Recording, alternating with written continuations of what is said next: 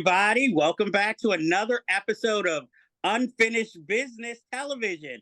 I'm your host, Jeff Galashaw, and with me, as always, is my co-host, Mr. Andre Joseph of AJ Epics Productions. This guest could get you $10 million. Yes, we have a special guest today. Let me do my infamous intro. Our guest has been seen all over movie screens, TV screens, and so many iconic movies and memorable roles. His voice will be familiar also to many generations of younger and older from his work on Hey Arnold and Dinosaurs. He's one of those character actors with such a familiar face and voice. Your favorite doctor, lawyer, teacher, accountant, button-down bureaucrat, and Brooklyn character, actually born in Brooklyn. We are honored and lucky to have Mr. David Wohl with us this episode. Smartly done, man. Thank you. You're welcome. Smartly done. It's an honor for us to have you on the show. And I am honored as well to be asked. Thank you. You are welcome. Yes, thanks for coming on today, Dave. So, as we ask all of our guests in the industry, what got you started? I think when I was, I don't have to go into like necessarily the first plays or anything like that, but from camp and childhood and things like that. But I was very interested in watching certain kinds of movies with my parents. So, and also television variety shows. So I think that certainly sparked an interest. So I loved the guys who did the impressions of the movie stars. So I loved Humphrey Bogart. I loved the movie The Desperate Hours. I don't know if you know that movie, based on a play. There were two versions. There was the one he did, and there was the one Michael Cimino did. Yes. with Mickey Rourke in like 1989. I think I was a fan of movies, but then I got into live theater. I started seeing some live theater, seeing some few things on Broadway that frankly were not very good. I thought, boy, this is really not good, bad, musicals. But then there was a time when I just got into performing. And at high school, you guys didn't go to high school in Brooklyn, did you? Staten Island, unfortunately. Did? Yeah, I did. Where did you go? I went to Lafayette High School in Bensonhurst. I know Lafayette High School. That doesn't exist anymore. My brother-in-law went to Lafayette High School, and Gary Goldberg, who I worked with extensively in Los Angeles, went to Lafayette High School. So I'm very familiar with Lafayette High School. I went to Madison High School. So one of the great big established Brooklyn high schools, Madison, Midwood, Lafayette, New Utrecht, Lincoln High School, Midwood High School, Erasmus High School, a whole bunch of them of the model that Lafayette was, Mm-hmm. Chris Rock went to Madison High School briefly. He bussed there from Bed-Stuy when the busing started. Andrew Dice Clay went to Madison High School. Oh, wow. Bernie Sanders went to Madison High School. Ah.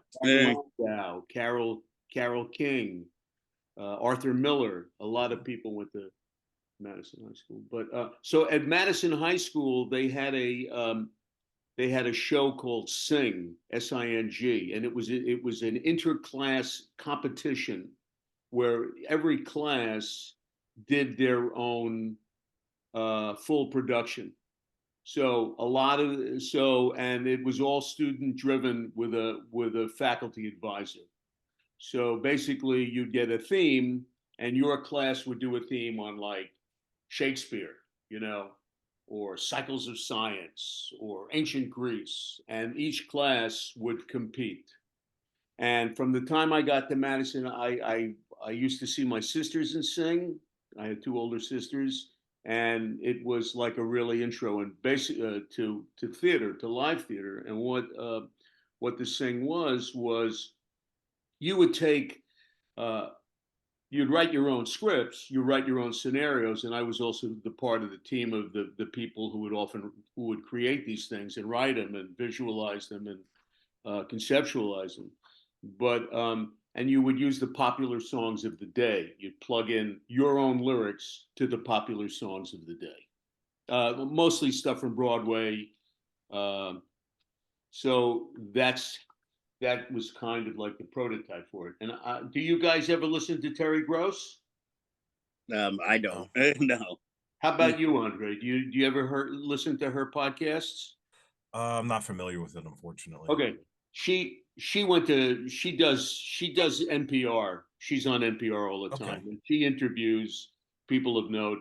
And she went to Sheepshead Bay High School, another high school that is now defunct, like Madison or Midwood or Canarsie or Lafayette or New Utrecht. And she got her start in sing. If you Google Terry Gross, you'll see a great deal because she's still on the radio. And she's interviewed many, many, many, many, many prominent people so much so that Mark Maron interviewed her, you know. and then she interviewed Mark Maron, you know. So but she got her start in sing. So that's kind of how I got my start. And from there it went to whatever the shows were, the drama workshop shows that we did in high school, followed by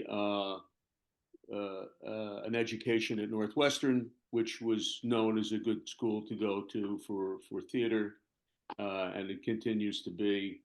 And followed by some work in the Chicago Theater, where I joined the union that's out in Evanston, Illinois, Northwestern, followed by off Broadway, which was a wonderful place to work because you didn't get paid. You got paid car fare, but regularly you were involved with a community of people. I was working in a place called the Perry Street Theaters, for starters, and there were new plays that we did. There were old plays that we did.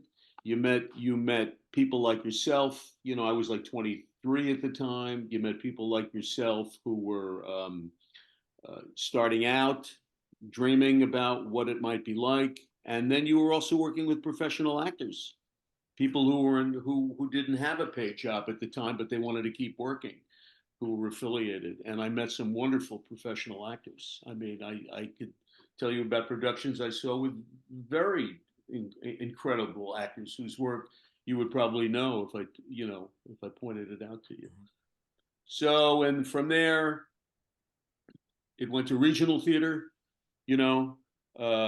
and that came through a friend of mine who was working for an agent. She had access to certain casting people, and that was also kind of a training ground where you'd go to another city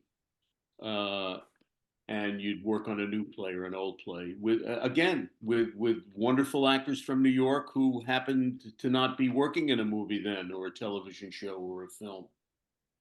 And you met a lot of interesting people with really good directors, many of whom have worked in New York too. And a regional theater show led to an off-Broadway production, 2 different ones that I did. And that led to representation, meeting agents and having somebody to represent me to the wider world. And so, step by step, there were channels to get part of different kinds of communities, connections, frankly. Network. Along with the same line, just to give you an example, I did a terrible, terrible, terrible play in this little theater off of 18th Street.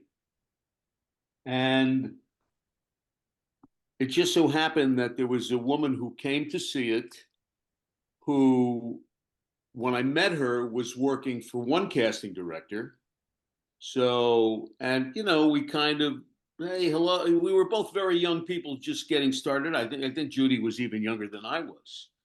And Judy ended up working for a one of these brilliant New York casting directors, a woman named Alex Gordon, an older woman who'd had a lot of experience. And Alex Gordon was casting the film of Sophie's Choice. This is in the fall of 1981, and Judy was her assistant. And I had read the book, and I had my eye on a part, and I'd never done a movie. I'd done plays and commercials, and through a long process that took from, I'm going to say, the fall of 81 until February of 82, I eventually got a part in the movie of Sophie's Choice. And that was my first film, and it was the first day of shooting, and it was with Meryl Streep.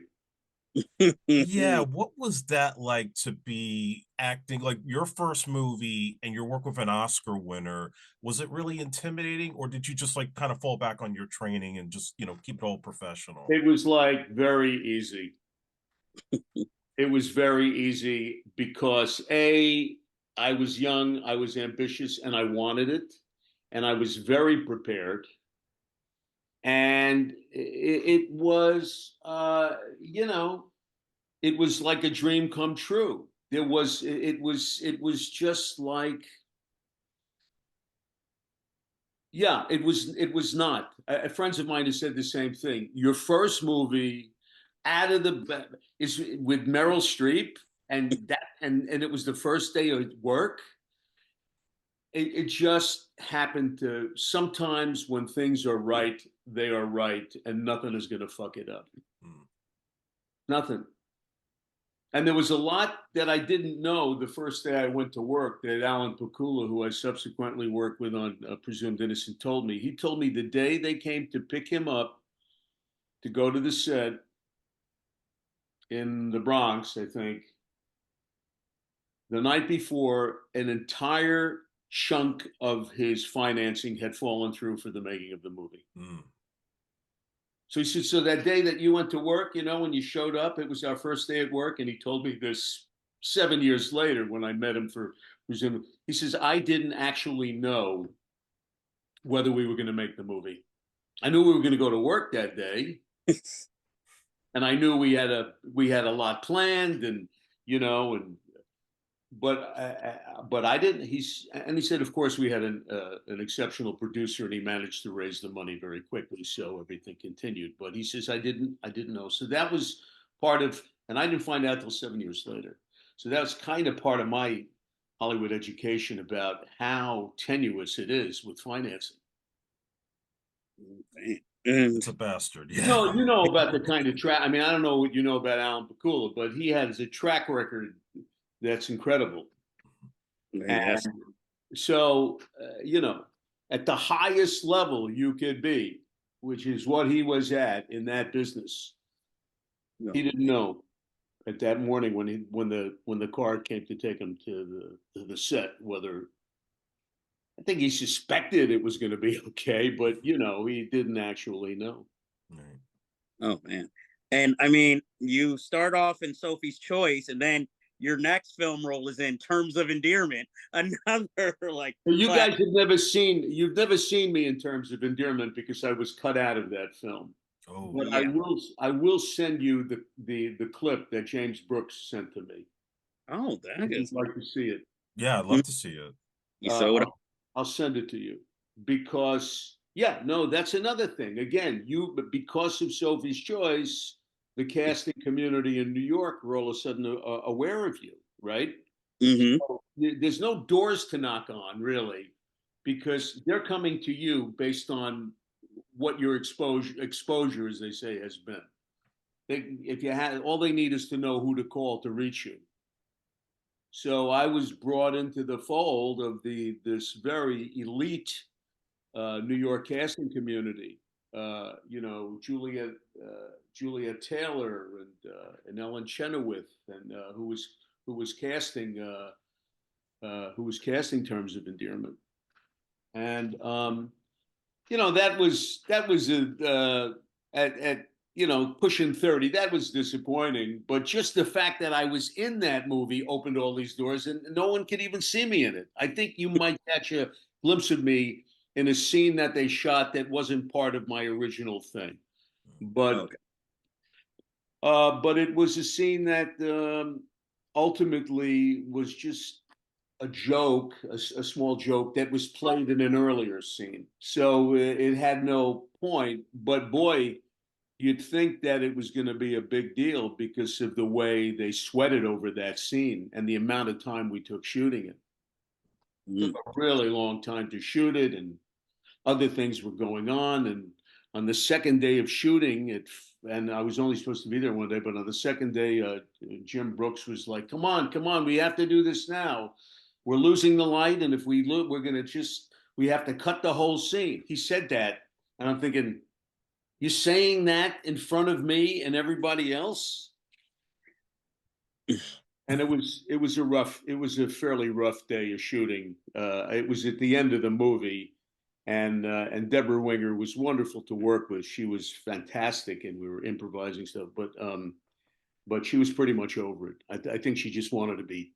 Oh, and maybe she knew the scene was a gratuitous scene at that point. I don't know. But he and the director were not exactly. She kept walking off, and he could come on back, and he's like, you know, there were all those moments. I remember him going, like, well, there she goes. Bye, you know. But it was interesting. It was interesting to see how the director almost sabotaged himself in a way with that particular scene, because he had a perfectly written little scene, because I remember it from the auditions for it. It was like this, and maybe, yeah, no, and I did audition for that at another part. But then once it came time to exploring it on the set, it was changing, and I was thinking, why doesn't he just work with the scene that he wrote, that he was so protective of in the couple of months that we were auditioning it? But you know, things happen. You change. I guess your thoughts about what the scene is going to be change. And I think for Jim Brooks, it got filled out a little more. There was a little more of it. It was a little more obvious, then it was less. But didn't make it into the picture. Yeah. But it's a cool scene. I'll send it to you. I'll send it to you. Love to see it. Yes, please. Okay. Then my next question will be, again, as I told you, we're a little random. Has there ever been a moment when you felt you knew the character so well, having played it for a while, that you had to say or distance? No, sorry, I can't read my. Okay, or disagree with a line or scene as you felt it was untruthful or didn't fit the character you were playing. Not in the movies. Okay. Sometimes in some television shows. Okay. Because you know, things seemed to be tacked on that didn't seem organic, and certainly sometimes in new plays. Yeah. Okay. Or underwritten or overwritten or not specifically written for your character. It's like every character has the playwright's voice in it as opposed to the character's voice. So in that regard, every character feels like it's the same character emanating from the voice of the playwright. Mm-hmm. So yes, there are multiple occasions where you have to negotiate through that. Oh, okay. Not, you know, I did a lot of television that was very well written. Yes. Who wrote the television shows that I did, you know, they had a right for you not to, you don't have to improvise with the stuff that I had. Movies often you do because they're just a blueprint. But these writers, Gary Goldberg, Stephen Bochco, David Milch, you know, these are the best writers who train with the best writers. Mm-hmm. So you don't have to worry about their characters being not accurate necessarily. You know, they were.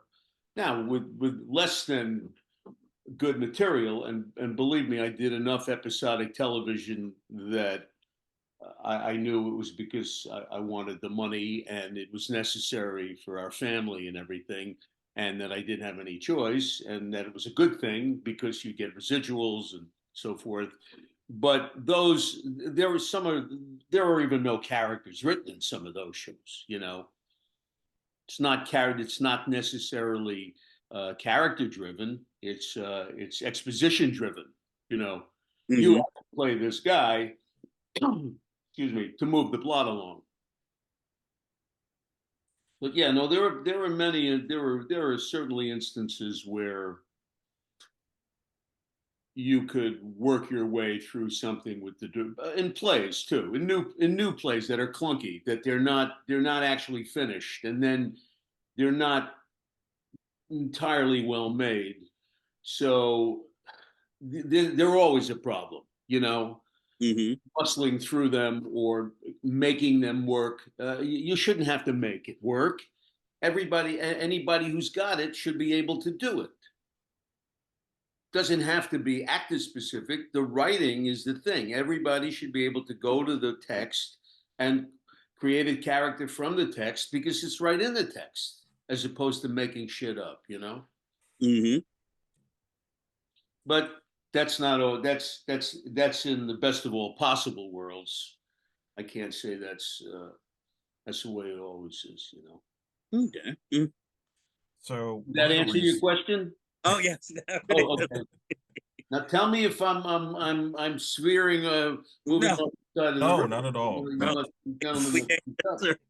Okay. So one of the reasons we connected with you is we have our connection with director Jeff Kanew, who was a guest with us last year. He directed you in Revenge of the Nerds as Dean Correct. Ulrich. And one of the things he mentioned about this movie is that when they were working on it, most of the actors really didn't want to do it. They thought this was going to be a stinker. Or were you one of those guys? I Or was. yeah? And Jeff is still a close friend of mine. Actually, I see Jeff at least a couple of times a year, and we've gotten closer. Yeah, I mean, the script, if you read it, I mean, I used to say to him, you know, we're going to go to hell for doing this. This is not what you know. That's how comfortable I was with him. He's another Brooklyn native whose brother went to James Madison High School. I don't know if you know that, and they, No, I didn't know. but No. and I don't know if you know about this, but he was a grill building songwriter. Mm-hmm. Okay, so he's got. I'm sure you probably got into his background a little bit, right? Yeah, he told us Okay, about so his you know music all career. about Mhm. his editing and his writing. Oh yeah. Yeah. Okay. Yeah, and he was just the script was a blueprint, right? Mm-hmm. Blueprint, and it was they were making these kind of comedies, and you know, you read a, you fancy that you have some taste, maybe, you know, and some integrity or whatever you think you have. And then you're presented with a, you know, with a movie where some Chinese guys going hair pie, hair pie, hair pie. You know, it's like, you know, my people I know are going to see this. But what happened was he found the heart of it. He found the heart of it, and because everybody, so many people identify as nerds, right? Yeah. And of course, the nerds have come to rule the world, as we Yes. know, and are the richest people. Uh, and we know who they are in every industry, right? Mm-hmm. They're not all on the autistic spectrum. You know, some of them are, are you know, maybe they're a little, but but he found the heart of it and the right actors who were open to this community that he created. I mean, he got together. I got there a little bit after they started. I mean, I think the most of the guys, the actual nerds, were there for like 6 or 7 weeks, maybe, Mm-hmm. or maybe a week before that, where they lived in the house and they got together. I was there for like 4 weeks, and Goodman was there for like 4 weeks, and Jamie Cromwell was only there for a couple of days. I think only one day the first time, and but I think maybe Bernie Casey was there for a week. But you know, he built a community, and he he was open to everybody. I always thought Jeff was open to everybody. I thought he had a very kind of egalitarian approach to everything. You know, he was very inclusive, um, and he trusted everybody. He trusted the people he had. He trusted his DP. He trusted the actors. We could he was a brilliant editor, and he was editing things in his head, and with, like, you know, as good directors do. And you know, with a $6 or $8 million budget, which is, I think, is what he had, which was, we could look it up, which was the biggest budget he ever had. He knew what he needed to do to get what he needed to make the scenes work. And there was improvisation, and but it wasn't, and he could use the things that the actors brought to him. You know, he trusted them, and he was a great leader. He was like a great general. I mean, he was a very kind and loving person. Besides, I adore him, always will, and very respectful of everybody. Knew a Yeah, lot. Knew a And lot. he brought you back for Gotcha and True yeah. Beverly Hills. So, you know, obviously he liked working with you. He had some trust in you. He also asked me to be in Tough Guys. Yeah, what part were you going to play in Tough I was going to Guys? play the part that Graham Jarvis played in the scene with Dana Carvey. You know who Graham Jarvis is? Graham I'm Jarvis is a Canadian. He's passed away. He was a wonderful actor, Canadian, related to the great actor Hume Cronin. okay. You know, big dome head. He was in Mary Hartman and Mary Hartman. Anyway, he, he got Graham Jarvis, which is great. And you know, I realized that that was between the time that was before uh, Dana Carvey was on Saturday Night Live. He was Mhm.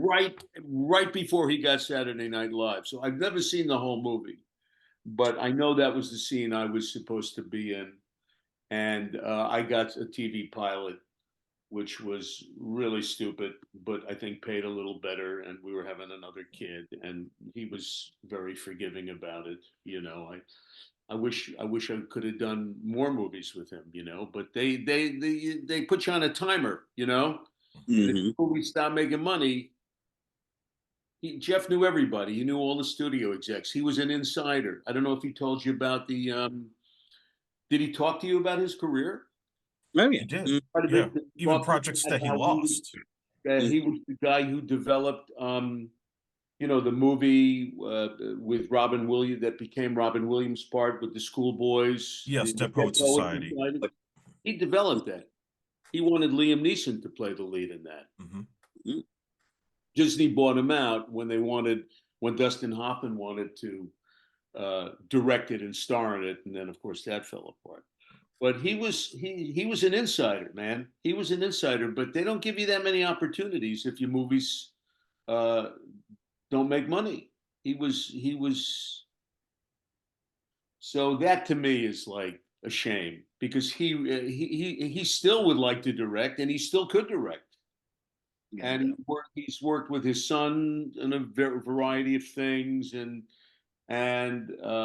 he told me he'd like to do television, but you know, Jeff is like 79, maybe pushing 80, and you know, you have an expiration date if you're you don't hire older people, you know. Yeah, we actually pitched him a sequel to Gotcha, but I don't know if that's ever going to happen.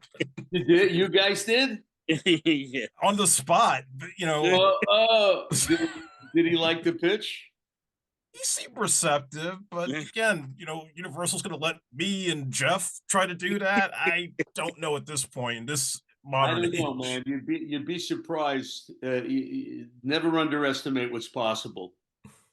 It's true, Never, especially in. never. I like your hat, man. I had a hat like it once, and I don't have it anymore. But I like it very Well, much. me and you got to go shopping one day to retrieve. Take me shopping. The beads, the hat, Yeah, shirt. hey, You just go know, to Brooklyn. I'll show you. I'll take you, please. what part of Brooklyn do you live in? I live in Newkirk Avenue. Oh, okay. So I was supposed to go to Erasmus High School, but I got to go to Lafayette by applying to it. And Okay. it's, So you grew up in that neighborhood, yes. and your family still lives in that neighborhood? Well, my mother does, but my father passed, unfortunately, Oh. obviously. But most of my family now is like in the South and in New Jersey, strangely enough. What part of Jersey? Edgewater Park. Oh yeah, yeah, sure. I have one other question for you regarding nerds. So you do conventions every now and then when you reunite with some of the cast members. I have never been at a convention, Oh, you haven't? Okay. and I know they had one. They had a. It wasn't a convention. I had never gotten invited to a convention, which is interesting. But they had one. They had a reunion in 2004, and it was in L.A. And I was doing a production of Fiddler on the Roof on Broadway at the time, and I couldn't get out. I couldn't go. But I think a bunch of the guys did go. I heard, I know Bobby was there, and I don't know if Tony was there, but Curtis was there. Uh, the guy I'd really like to see again is Larry B. Yeah, we were gonna ask about Larry B. I I loved Larry B. And I haven't seen Larry B since Nerds 2, which I was also cut out of, by the way. Oh, wow. Yeah. But I haven't seen Larry B. And he was a very talented guy, man. I don't know. Did you see Larry B. in Fear of a Black Hat? Yes. And we've Playing been he's playing like a Flavor Flav kind of character.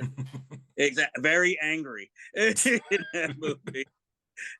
Yeah, because we have been. I wonder whatever happened to Rusty Cundiff. Do you guys have any idea whatever happened to him?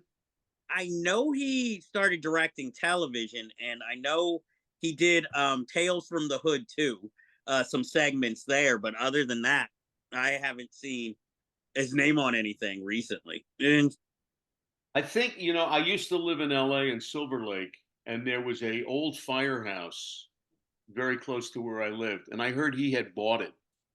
And I don't know what it is now. Maybe a restaurant, but like within walking distance of where our house was. And I'd heard that, that he owned that piece of property. But yeah, I love that. I love that Fear of a Black Hat movie. I thought it was just great. oh man, I guess. Well, speaking of comedy, you were in Brewster's Millions with Richard Pryor, John Candy, Yes. and Moranis. Was it a laugh riot every day on that set? I thought it was pretty entertaining. I mean, I have some moments where that I remember that are funnier than other moments. A lot of it was workaday, because lot of pages, a lot of scenes to shoot, a lot of locations. Not a lot of work in the studio. We did work at Universal. There was a set at Universal that was supposed to be the Plaza Hotel, and of course there was the real Plaza Hotel. So my first day of shooting was the interior of the Plaza Hotel, which was in Universal Studios in LA, and my last day of shooting was in New York, actually in the hallway of the New York Plaza Hotel. So there was a lot of locations. So yeah, I mean, my memory of that, other than the scenes were very professionally done. Mm-hmm. And I'm not going to say I am not entirely certain that John and Richard were that close. Okay. They were certainly collegial and friendly and worked wonderfully together. But Richard was a pretty private guy. He was a private guy. He was as sweet as can be, man. I mean, when I met him and we rehearsed, he shook my hand and he said, "And I like working with you. You're a good actor." And I thought, you know, but when he wasn't working, he was either like hanging out outside his trailer, smoking a cigarette. And he's not a guy that you would. He was private. He was very private. He was funny, of course. Like one time, he went to light his cigarette, and I guess you could smoke inside in those days. This is 1984, 40 years ago, I might add. Yeah. When I got that gig, I remember when I got it. It was like right around now, 40 years ago, a couple of months before my son was born. Our first son was born. And he lit he was trying to light a cigarette, and the lighter went up. The flame went up. He went, "Oh no, not again!" But the funniest thing I remember was one day, and it was mid-shoot of the movie. And it was an interior. It was somewhere at Universal. It was taking a really long time. Whatever was going on, it was taking a really long time, and people were getting punchy. And John and Richard came up with a little improv routine to entertain themselves called "The Great Grandfather of the Godfather."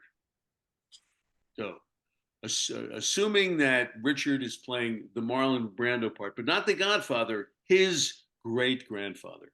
So, do the numbers, he's going to be very old, right? Mm-hmm.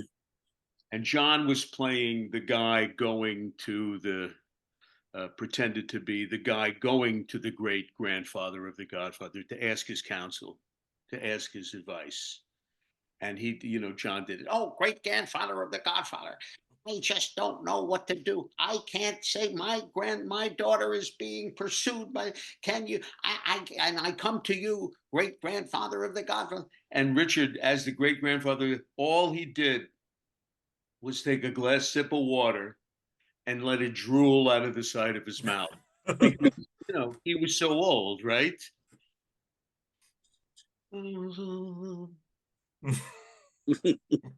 It was very surreal.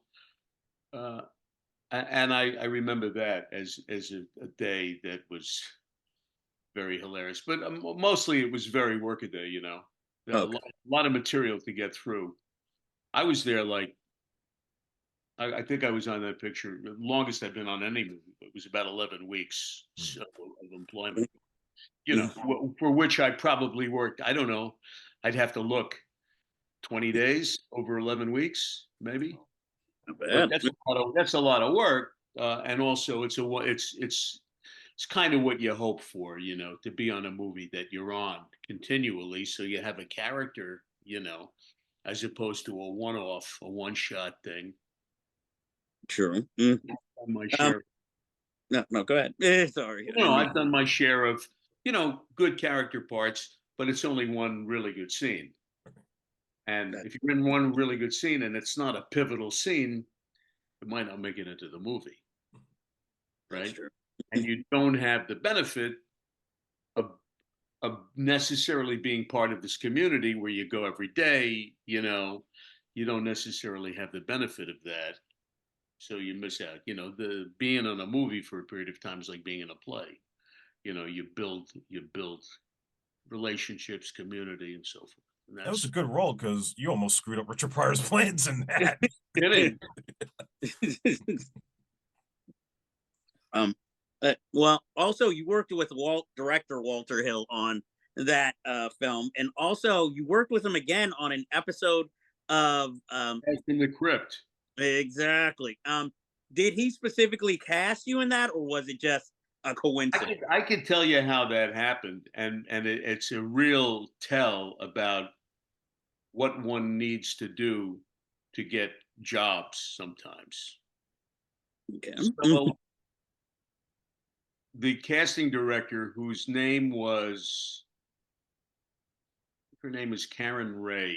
She was doing it. That was that was the first 3 Tales from the Crypts they did. I was in like one of the very first ones. I don't remember the other ones, but so they had called my agent and they said we want you to we want you to audition for this. I don't know if it doesn't seem like that was the era when people had to be put on tape.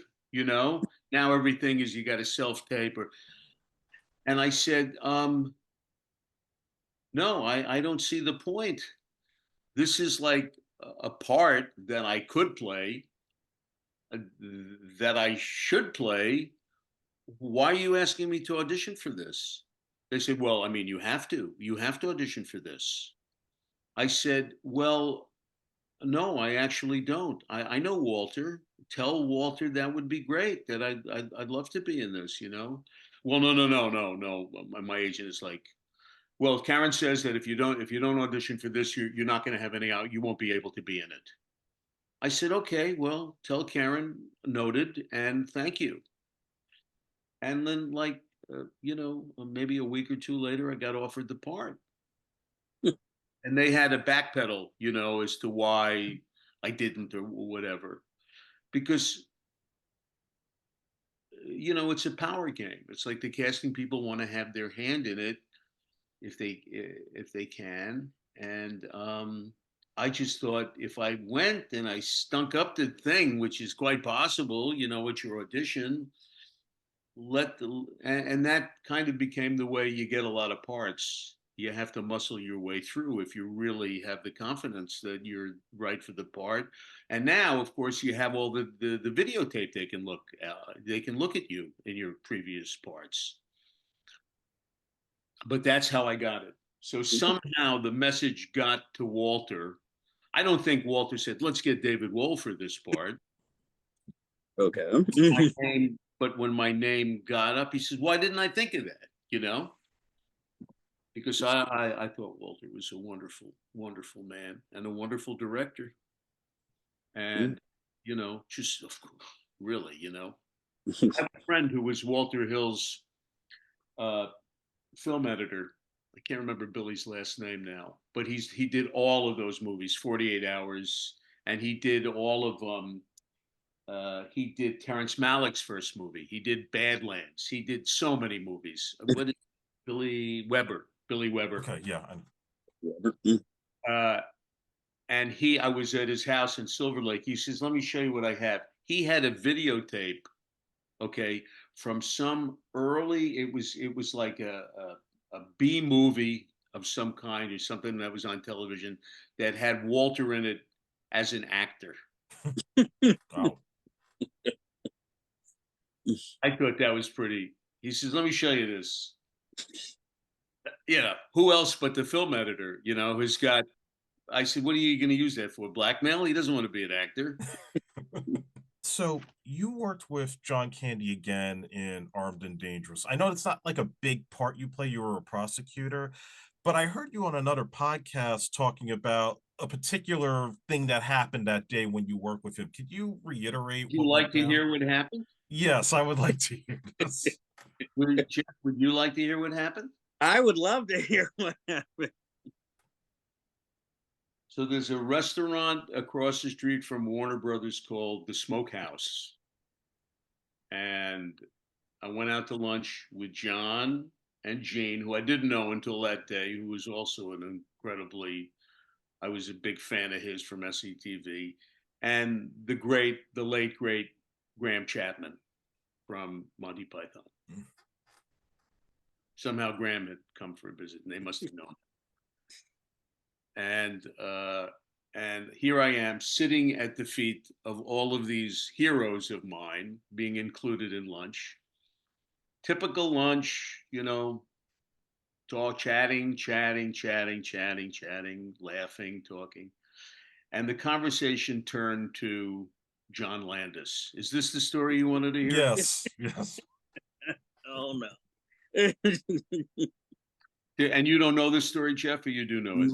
No, I do not know this. The conversation turned to John Landis, and basically, what an asshole that he let that happen on the set of The Twilight Zone. Oh, yeah. Just trash talking John Landis, just. you know, a lot of people felt that way. He was a powerful guy and he was irresponsible and people died. And it's the same shit that's going on now with Alec Baldwin, right? Mm-hmm. Very, John Landis walked. Alec Baldwin is not going to be held responsible for that, really. Somebody else will take the rap. And I'm not weighing in on whether, but in the case of what happened with Twilight Zone, it was pretty clear that the man in charge was negligent, right? Mm-hmm.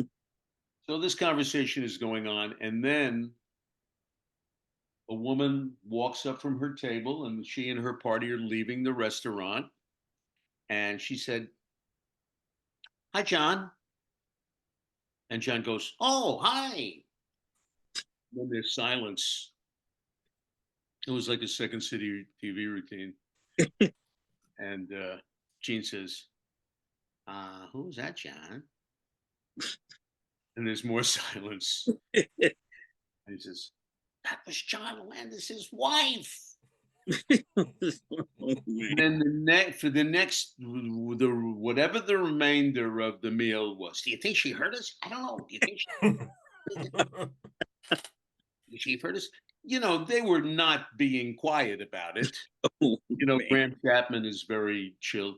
Well, John, I think it's quite possible she, quite possible she heard you. Quite possible.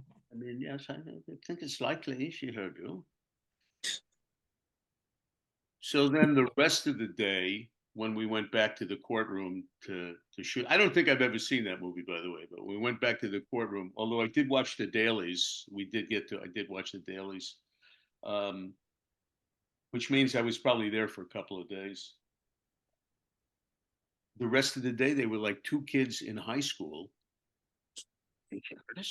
Every time we weren't shooting, the rest of the afternoon was also dominated by how much trouble they may or may not get into when she goes home.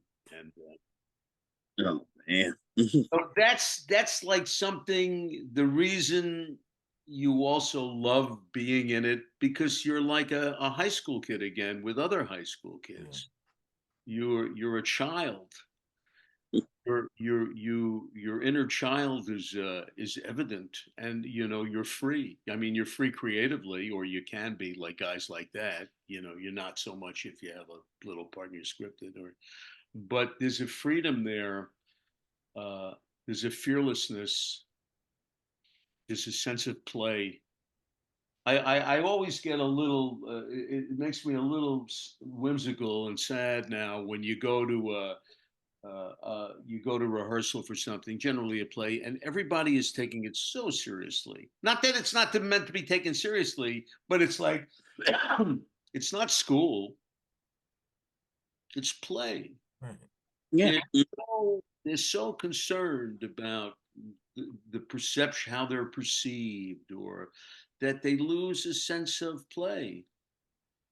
It's like they're not your second grade teacher. You are a collaborator. You have power. They hired you.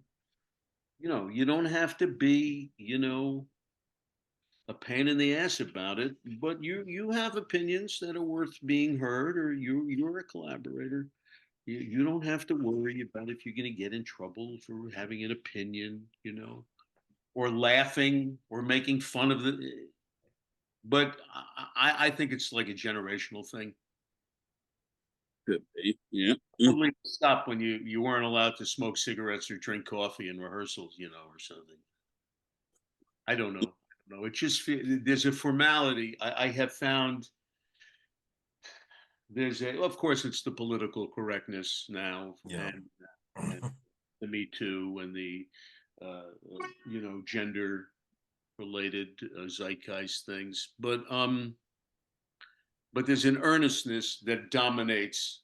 The balance is off in the fun department sometimes, unless you get a lively bunch. But I've been with some pretty lively bunches, and believe me, it's better with a lively bunch.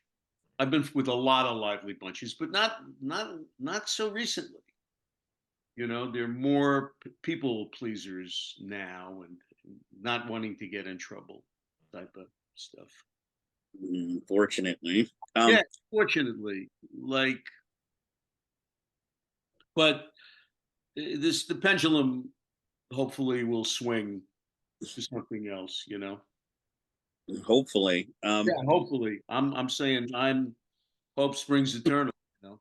Exactly, because I just want to say, like, one of my favorite roles of yours is, of course, Brooklyn Bridge, the television series, because I also felt that was, like, as you were saying earlier, I guess because it's episodic television where you got to shape the character more or Yes, less and got to see you, like, work through, and one of your biggest roles so far in your career.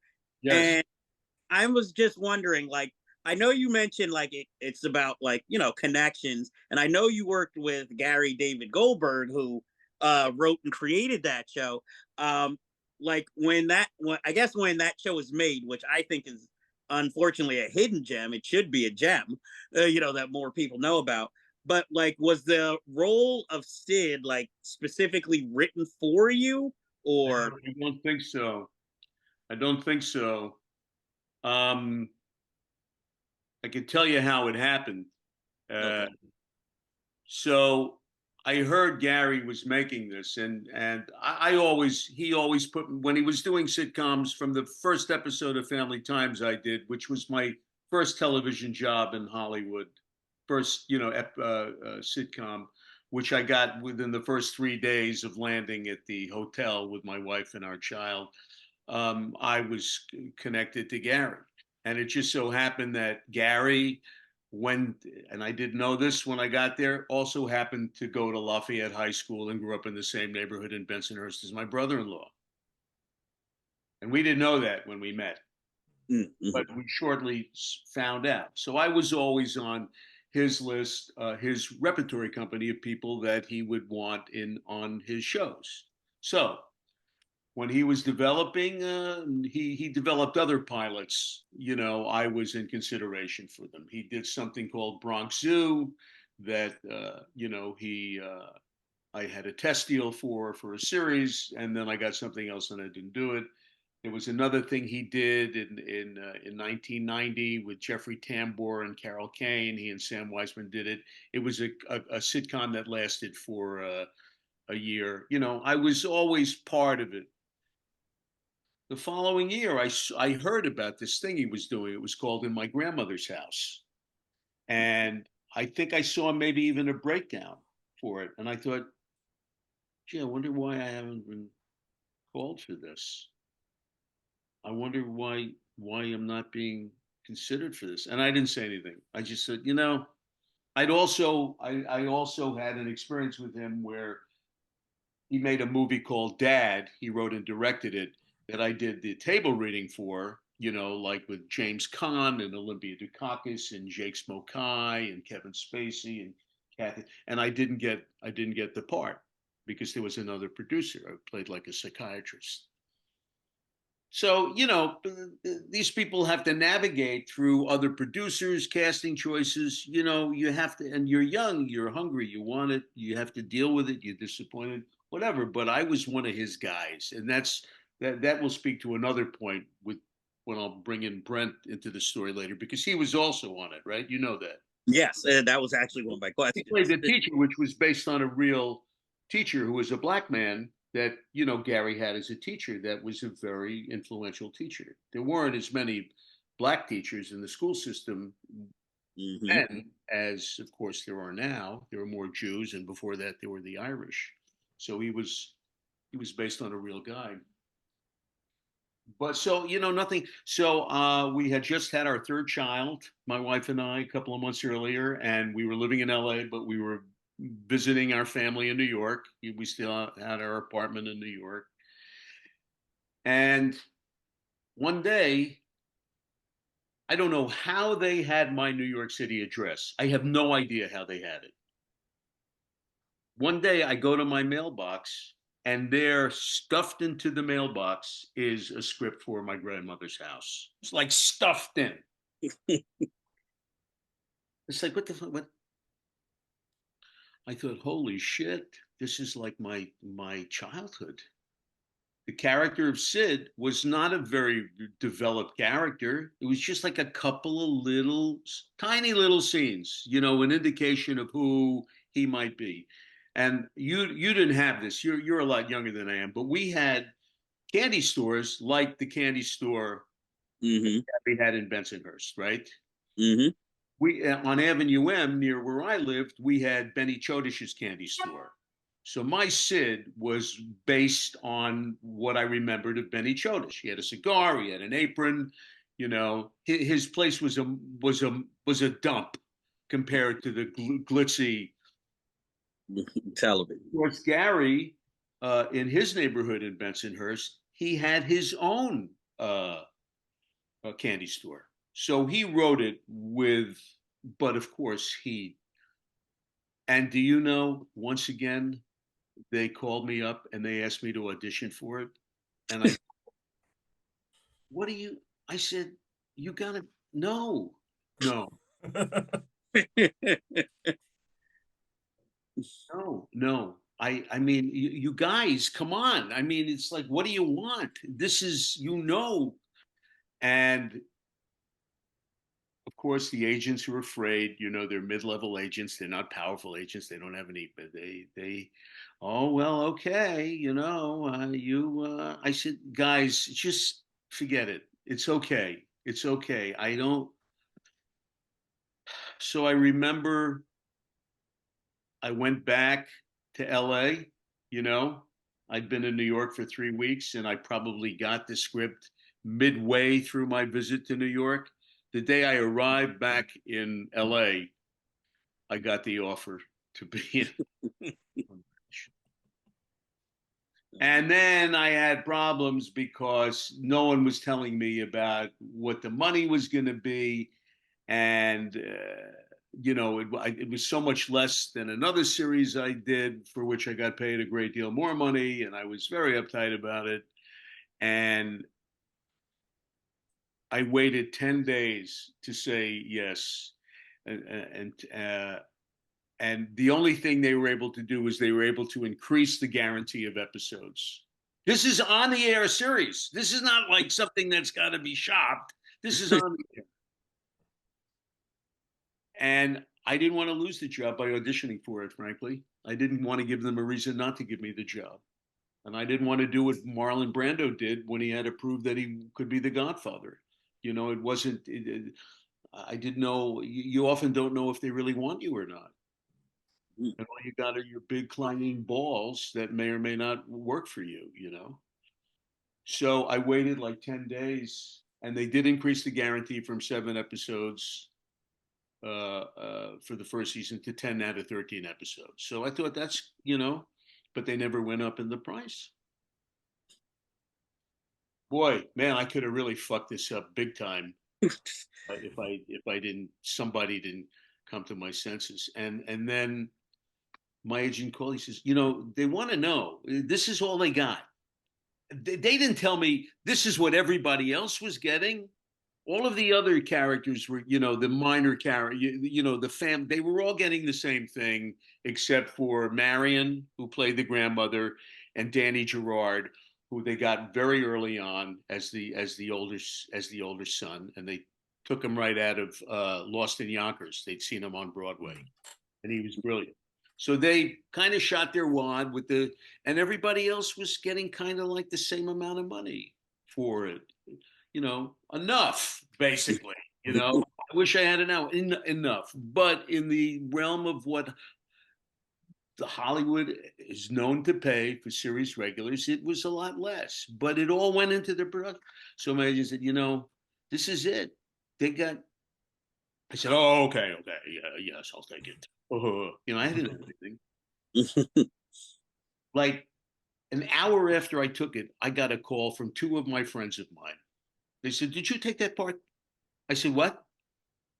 I said, they told me that they were waiting on you to see if you were going to take that part, because if you didn't take it, we were going to have auditions for it. I said, oh my God, I could have really, really, really fucked this up. But I mean, I just could have taken it and without the drama of what I was supposed to do with the girl. But I didn't have, this is the thing. I didn't have the right guidance. I didn't have the right guidance and I didn't have the right information. I didn't have somebody who had the information. Dave, listen, schmuck. Peter Friedman is getting that amount of money. Louis Zurich is getting that amount of money. They're all getting that amount of money. Alan Blumenfeld, they all have that same deal. That's the deal. Nobody told me that. If they told me that, and I knew it was like quote unquote favored nations, I would have like accepted it immediately, but nobody told me. So there were circumstances that could have really, really fucked me up big time. And I somehow was under a lucky star. But then, just to put a cap on it, and this is just a sidebar about the business. We could certainly talk about the art of it, which was fantastic. But so we get to the set, and I was still in a bad mood because no one told me anything about it. And my friend Brent said, Dave, I don't understand what your problem is, man. These are your people. Why do you feel? And that was like a wake up call. From that moment on, I was fine.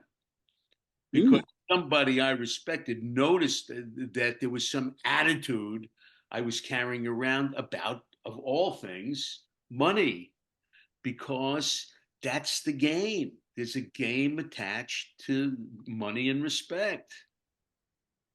And I was too young and inexperienced and didn't have the right guidance or help to get past that for that. But still, I was somehow, I was so lucky to be protected, so lucky.